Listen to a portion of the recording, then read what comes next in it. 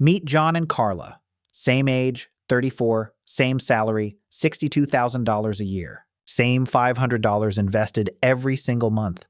They started on the exact same Monday in 2018. Jon spent his weekends reading earnings reports and watching stock charts. He picked his own stocks, one company at a time, hunting for the next big winner. Carla did something almost embarrassingly simple. She bought one broad index fund and basically never looked at it again. Jon thought he was the smart one in this story. Carla quietly assumed she was just being lazy. 8 years later, only one of them was right. And the gap between their two accounts is wide enough to matter for the rest of their lives. Here is the strange part you should sit with. Jon worked harder, studied more, and checked his portfolio almost every day. Carla forgot her login password for months at a time. Most people assume the person paying close attention wins. The cold, boring math says the opposite is usually true. This is the real story of index funds versus individual stocks. Not the hype, not the hot tips, not the guy on the internet screaming about one magic ticker. Just the hidden math behind a decision you have probably already made without fully understanding it. And the stakes here are bigger than they look. We are not talking about a few $100s. Over a 30-year investing life, the choice between these two paths can swing your final wealth by hundreds of thousands of dollars. For some people, it is the difference between retiring at 60 and working until 72. The frustrating thing is that almost nobody runs the actual numbers before they choose. They pick a side based on a feeling, a friend, or a headline. Jon picked stocks because picking stocks felt powerful. Carla picked the index because a coworker mentioned it once. Neither of them understood what they were really signing up for. So before you take a side, before you assume the active investor obviously wins, we are going to look at what the data actually shows. Let's keep this fair. Let's start with the setup, because the setup is where most of the lies live. Jon and Carla are not cartoons of greed and laziness. Jon is genuinely smart. He has a finance minor from college.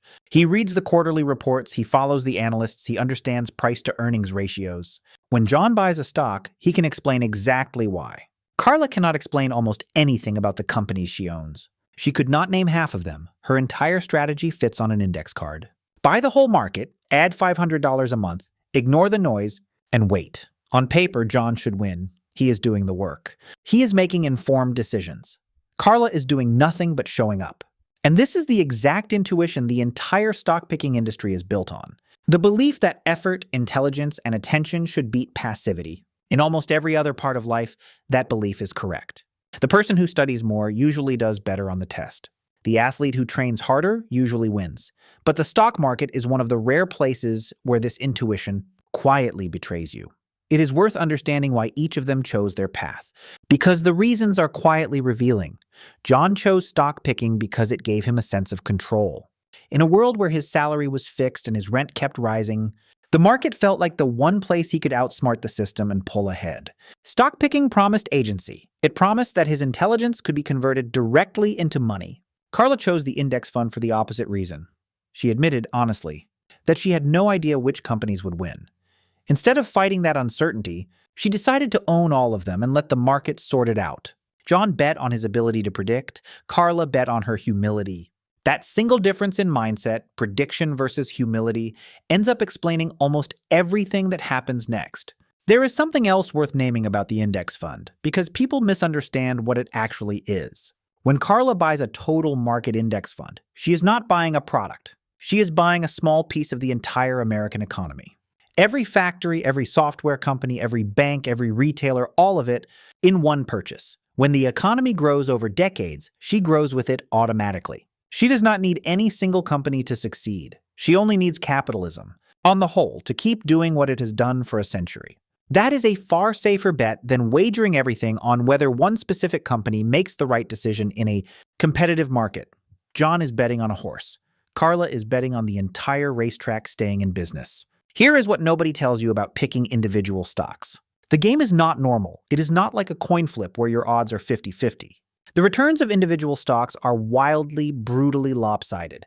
A finance professor named Hendrik Bessembinder studied every single United States stock from 1926 all the way through recent years. He looked at more than 28,000 companies across nearly a century. What he found should be printed on the wall of every brokerage. The best-performing 4% of stocks accounted for all of the net wealth the entire stock market created. Let that land for a second. Not most of the wealth. All of it. The other 96% of stocks taken together collectively did no better than 1-month Treasury bills. 96% of stocks matched the equivalent of a boring savings account. Run the numbers on what that actually means for someone like Jon. If 96% of stocks collectively just matched Treasury bills, then picking stocks at random is not a fair fight. The market does not hand out average results. It hands out a tiny number of enormous winners and a giant pile of disappointments. Besson-Binder found that just 5 companies, names like Apple, Microsoft, and ExxonMobil, accounted for 10% of all the wealth the market ever produced. The top 90 companies, barely 1/3 of 1% of all stocks, created more than half of all the net wealth. Everything else, thousands and thousands of companies, was essentially a wash. So when Jon buys 10 or 20 stocks he likes, he is reaching into a jar where the overwhelming majority of marbles are duds, and a tiny handful are life-changing. His odds of grabbing one of those rare winners are painfully small. Most people believe the typical stock drifts gently upward over time. The data says the typical stock is a quiet loser. In Besson-Binder's research, the single most common lifetime outcome for a United States stock was a return of -100%. The most frequent result of buying and holding a stock forever was losing everything. The median stock actually delivered a slightly negative lifetime return. More than half of all stocks, around 58%, failed to beat 1-month Treasury bills over their entire lives. So the average investor's mental model is upside down. They picture a gentle climb. Reality is a small number of rockets and a vast field of craters. Jon does not know this when he starts. He pictures every stock as a steady grower. He is playing a game whose actual rules are hidden from him. Here is what actually happens to individual companies, and it is uglier than most people imagine. JP Morgan ran a famous study on the Russell 3000 index, which covers almost the entire United States market. They tracked every stock back to 1980. More than 40% of all those stocks suffered what they called a catastrophic loss. That means a decline of 70% or more from their peak, a drop they never recovered from. Not a dip, not a rough year. A permanent, life-altering collapse, 2 out of every 5 stocks. These were not tiny penny stocks nobody has heard of. Many were household names that looked unstoppable right up until they were not. Think of the companies that dominated their industries and then simply vanished. For every one of those, there was an investor like Jon who was certain, absolutely certain, that this one was different. Here is a misconception that traps almost every new stock picker. They believe they can simply sell before the crash. Jon genuinely thinks he will see the warning signs and get out in time. But catastrophic losses rarely announce themselves. They arrive disguised as buying opportunities. The stock that falls 30% looks cheap, so Jon buys more. Then it falls 30% again. And again. Each step down feels like a discount, not a warning. By the time the danger is obvious, the damage is already permanent. The belief that you will sell at the top and avoid the collapse is the single most expensive fantasy in investing. Nobody rings a bell. The exit is only obvious in hindsight, long after the money is gone. There is a second misconception, and it is sneakier. People look around and see proof that stock picking works. Their uncle bought one stock that made him rich. A coworker turned a small bet into a fortune. The internet is full of these stories, but this is survivorship bias in its purest form. You hear from the winners because winners talk. You almost never hear from the far larger crowd who picked the wrong company and quietly lost. For every loud success story, there are dozens of silent failures who deleted the app and never mentioned it again. Jon's confidence is partly built on this illusion. He sees the survivors and assumes he will be one of them. The graveyard of failed stock pickers does not post about its results. Let's make this personal for Jon. In his first 3 years, Jon actually does well. He buys a few popular tech names. The market is rising, and his account climbs faster than Carla's. By 2021, Jon is up 41% and Carla is up around 28%. Jon feels vindicated. He tells his friends at dinner that index funds are for people who are afraid to do the work. He starts checking his portfolio 5, 6, 7 times a day. He feels the rush of being right. And this is the trap. Because early success in stock picking is often the most dangerous thing that can happen to you. It convinces you that luck was skill. It pushes you to bet bigger. Jon takes his gains and concentrates them into his 3 favorite companies. He is no longer diversified. He is all in on his own genius. Then the market turns, the way it always eventually does. In 2022, 2 of Jon's 3 favorite stocks fall hard. One drops 68% and never fully comes back. Jon holds on, because holding on is what confident investors are told to do. He averages down, buying more as it falls, certain the market is wrong about his company. By the time he finally sells, he has turned a paper gain into a real, permanent loss. Carla, meanwhile, owned those same falling companies too, but she owned them as a microscopic slice of thousands of others. When two of them crashed, her index fund barely noticed because the winners inside it kept doing their job. Carla lost nothing she could feel. Jon lost years of progress. Same market, same crash, two completely different outcomes. Here is what nobody tells you about diversification. People treat it as a defensive, almost cowardly move. The advice to diversify sounds like advice for people who are not smart enough to pick winners. But Bessenbinder's research flips that completely. Because the market's gains come from such a tiny number of stocks, owning everything is not the timid choice. It is the only reliable way to guarantee you actually own those few. Rockets when they take off. Carla did not need to identify the winners in advance. She did not need to be smart. She just needed to own all of them. So that when the 4% did their magic, she was automatically holding them. Jon, by trying to be selective, kept accidentally filtering out the very winners that drive everything. Diversification is not a way to avoid losing. It is the most dependable way to make sure you are in the room when the real winning happens. Now let's talk about the second hidden force. The one that quietly drains stock pickers even when they are right. It is cost, and it is bigger than people think. Every time Jon buys and sells, there are frictions, spreads, taxes on his gains, and most of all, his own time. But the deeper cost is behavioral. There is a study group tracked for decades by a firm called Dalbar that measures what the average investor actually earns versus what the market returns. Over a recent 20-year period, the market returned about 9.65% per year. The average equity investor earned just 7.13%. That gap, around 2.5% every year, does not come from fees alone. It comes from human behavior. Buying high out of excitement, selling low out of fear, jumping in and out, chasing what just went up. Over a 30-year career, that behavior gap alone can cost the typical investor around $167,000. Jon is the perfect victim of that behavior gap. Because he watches his stocks constantly, he feels every move. When a stock drops 8% in a morning, he feels it in his stomach. When it jumps, he gets greedy. His attention, the very thing he is proud of, is what hurts him. Carla's ignorance protects her. She is not watching, so she is not reacting. She cannot panic sell what she never checks. She cannot chase a hot stock she never hears about. The discipline Jon tries so hard to maintain comes to Carla for free, simply because she is not looking. In investing, attention often feels like control, but functions like a tax. The more Jon watches, the more chances he gives himself to make an expensive emotional mistake. Here is what actually happens with fees, and it is the quietest wealth killer of all. Carla's index fund charges her 0.03% per year. That is $3 for every $10,000 invested. Jon, when he gets tired of picking stocks himself and hires an actively managed fund for part of his money, pays 1 full percent per year. That sounds tiny, 1% versus almost nothing. But run the numbers over 30 years. On a $100,000 investment growing at market rates, that 1% fee does not cost you 1%. It costs you the fee plus all the growth that fee would have earned. Year after year after year. Across 3 decades, that gap can quietly eat over $200,000. And in some scenarios, more than $400,000 from your final balance. The fee feels small because it is charged in slivers. Its damage is enormous because it compounds against you for your entire life. Here is what nobody tells you about taxes, the cost that hides in plain sight. Every time Jon sells a winning stock, he hands a slice to the government. If he held it less than a year, that gain is taxed at his full income rate, which can be over 30%. So even when Jon picks correctly, the act of selling to lock in his gain quietly shrinks it. Carla almost never sells, so she almost never triggers a tax bill.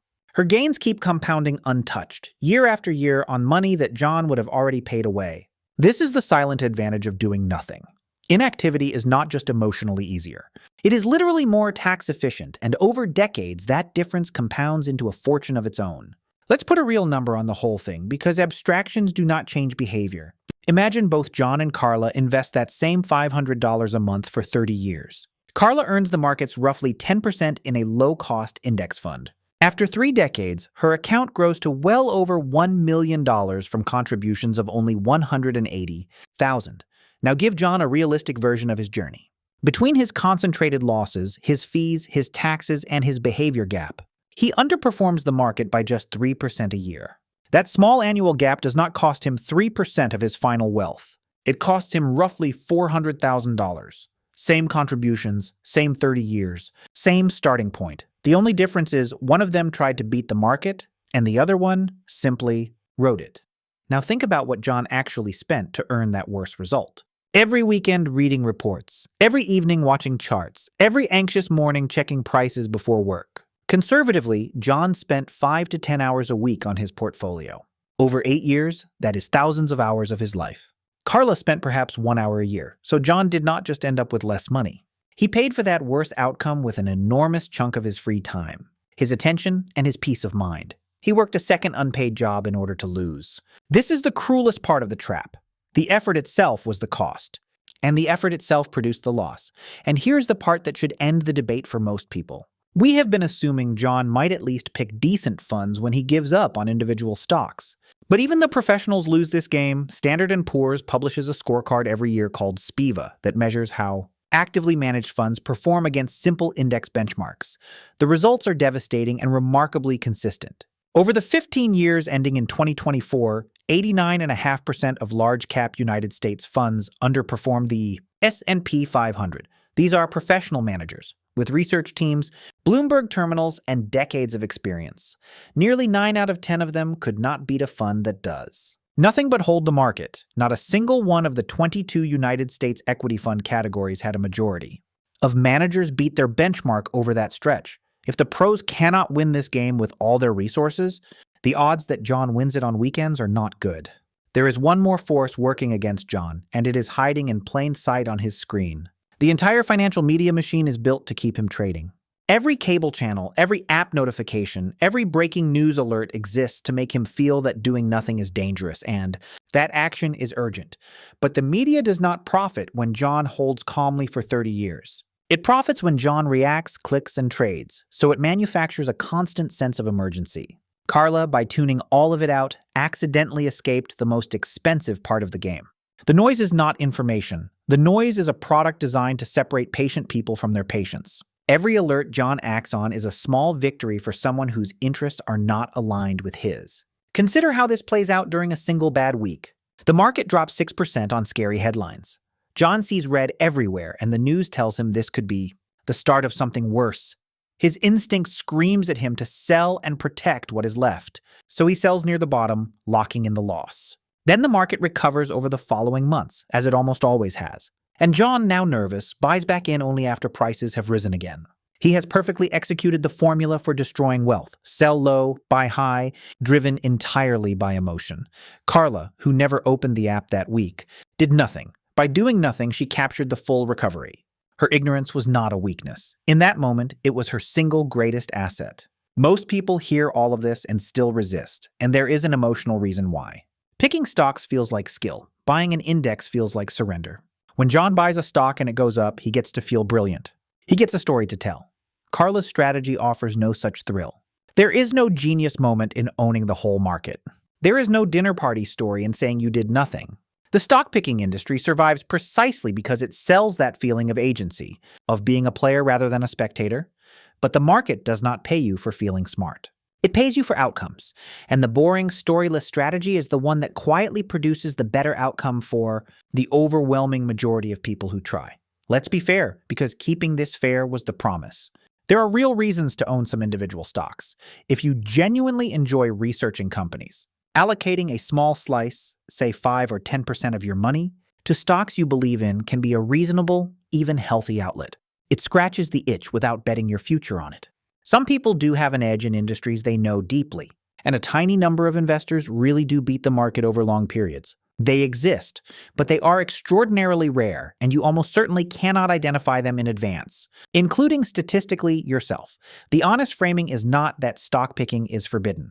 It is that stock picking should be the small, fun corner of your portfolio, not the foundation you are betting your retirement on. Now here's the counterintuitive twist that almost nobody talks about. The part that reframes this entire debate. We keep framing index funds as the safe, average, mediocre choice. But that framing is completely backwards. The index fund is not the average choice. It is the choice that guarantees you capture the extremes. Remember Bessembinder, 4% of stocks created all the wealth. The index investor owns that 4% automatically, every time, without having to find them.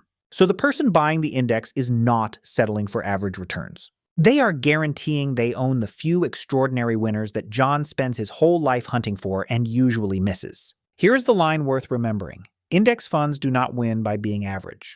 They win by making sure you own the 4% that carry everything. Carla never had to be smart. She just had to refuse to bet against the math. Jon tried to outsmart a game whose central feature is that it cannot be reliably outsmarted. And the harder he tried, the more it cost him.